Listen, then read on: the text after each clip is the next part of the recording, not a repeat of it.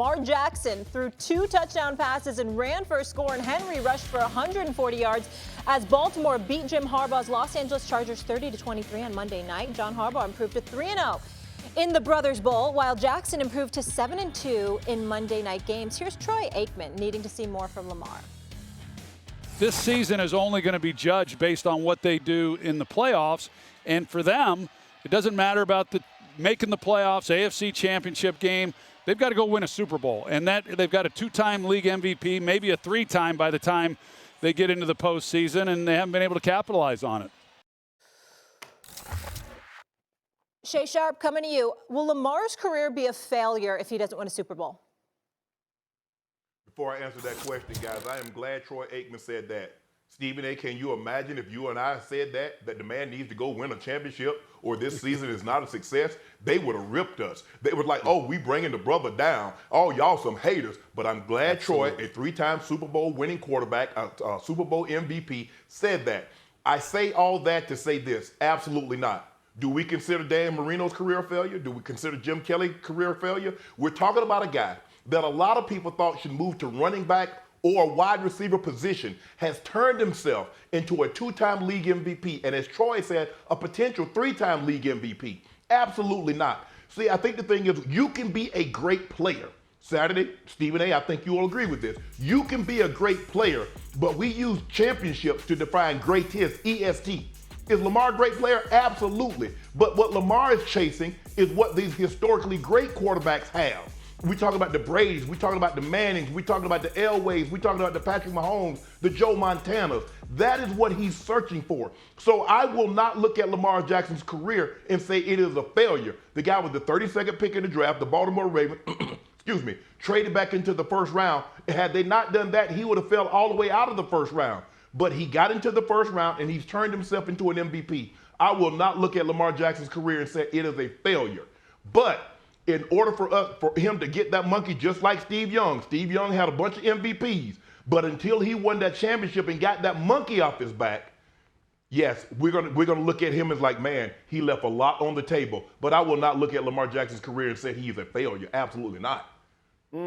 This is tough for me. I'm gonna disagree here with Shannon. I think Lamar himself would probably say, this is not what I expect. I think he expects himself to be called a world champion. And I think I live this with Peyton Manning, right? And all the criticism that Peyton Manning took for so many years after he had won 2 MVPs, I think in 03 and 04, 02, 03, I can't remember the years, but wins 2 of them. And then we finally get the Super Bowl in 06, 05, 06. So when you think about how players are defining their legacies, one of the issues for Lamar is going to be playing with Patrick Mahomes. Because if he doesn't win a Super Bowl or doesn't win a championship, it will just be the Mahomes era. And every other QB will take a back seat, and their careers probably won't be discussed in all honesty. Because you're seeing a new crop of QBs already get in the league, already starting to play well, as Mahomes is going to age. And again, this is like a 10-year window. I'm not trying to say this is short, but as we're looking at this, you would say championships are how we define. If we're going to talk about Lamar and how many wins their team has had, because you think about last year's MVP, the conversation wasn't just his numbers, it was their wins. For Josh Allen this season, if Josh Allen, their team goes all the way through and they're the AFC champion or they get to the AFC championship game, Josh Allen will most likely win the MVP. And so when you're having these types of conversations, it's not about MVPs for Lamar anymore. It's about Super Bowls. And so if you don't get the Super Bowl, if you're only being compared to the guy who wins all the Super Bowls, you're not going to be discussed. It was the same thing for Peyton and Brady. I mean, if everybody's, he can't do this, he can't do that, it's going to be a whole lot more criticism than praise for guys who can't get there. And I do think there's a difference in Dan Marino because the time wasn't nearly as much attention were placed on the quarterback as now. Not that he didn't have a great career, but how much emphasis is placed on Lamar Jackson and how much criticism and praise he gets, I think it will lead to that. Well, I get where you're coming from, Jeff, and I understand it, but I'm going to roll with Shannon on this particular one because I'm not going to let us ignore Dan Marino. Dan Marino is the greatest quarterback to have never won a Super Bowl in a lot of people's eyes. Decades after he's performed, we never, ever, ever failed to acknowledge his greatness. We talk about Dan Marino's greatness more than we talk about the fact that he never won a Super Bowl.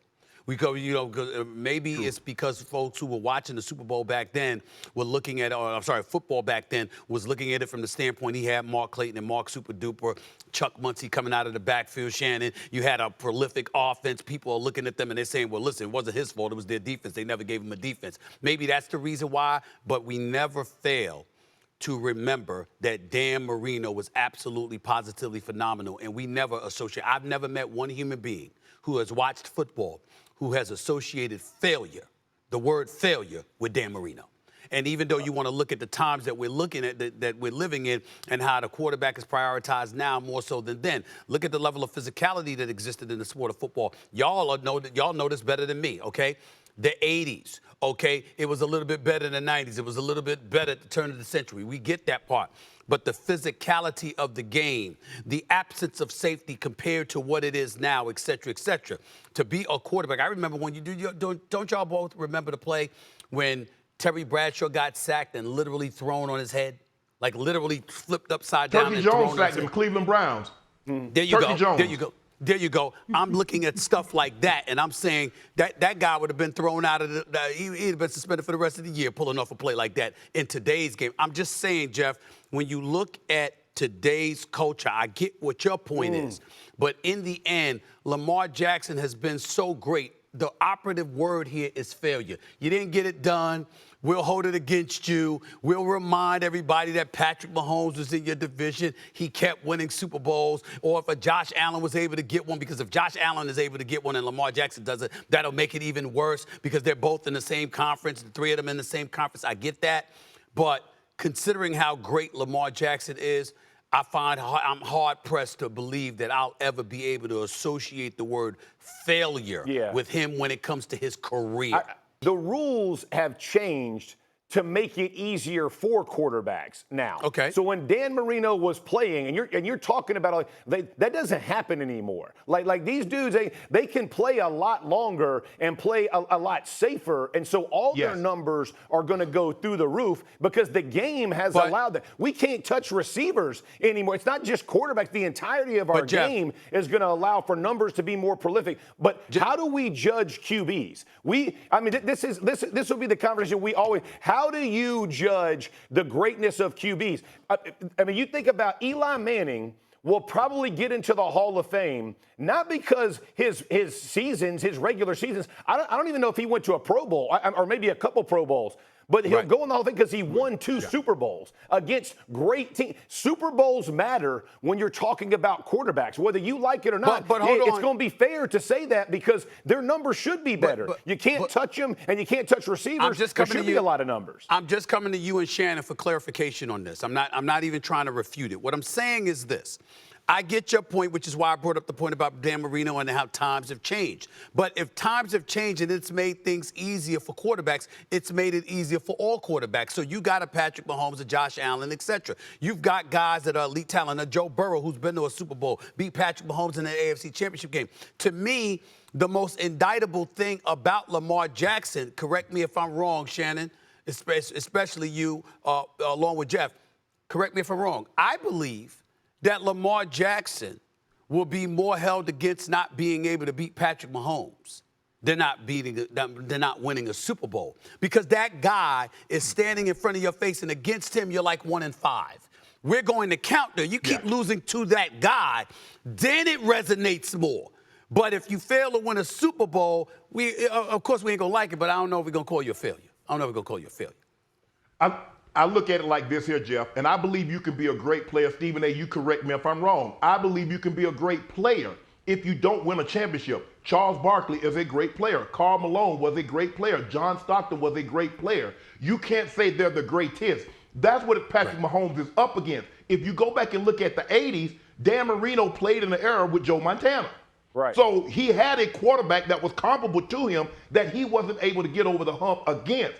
Eli Manning, no, I don't care if Eli Manning won another 2 Super Bowls. Nobody's going to say he's a better quarterback. He got it done in the moments. He absolutely did. There's no taking away from that. Stephen, I want to say something you said. You mentioned Chuck Muncie. I think you mentioned thinking about Dan Fouts when we were talking about Dan Marino because he's with that Air Coryell when they were throwing the ball all over the field with but there was a year that Chuck Muncie went to Miami.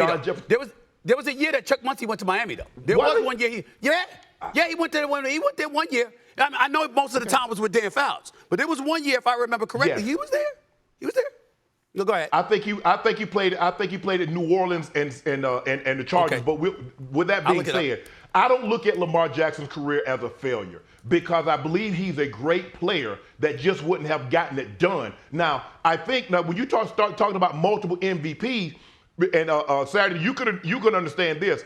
As Peyton started winning, like where does he rank as far as the greatest? Once he got one, okay, now where do you put him at? Do you stack him here? Do you stack him there? I think if Lamar can just get one, now we have to measure, is he a top 10 quarterback with two MVPs, possible 3 MVPs? I still believe he will be considered a great quarterback. And you can be great, but I think in order to add that EST on the end, you have to have championships because that is eventually how we determine who are our great players, the greatest players are.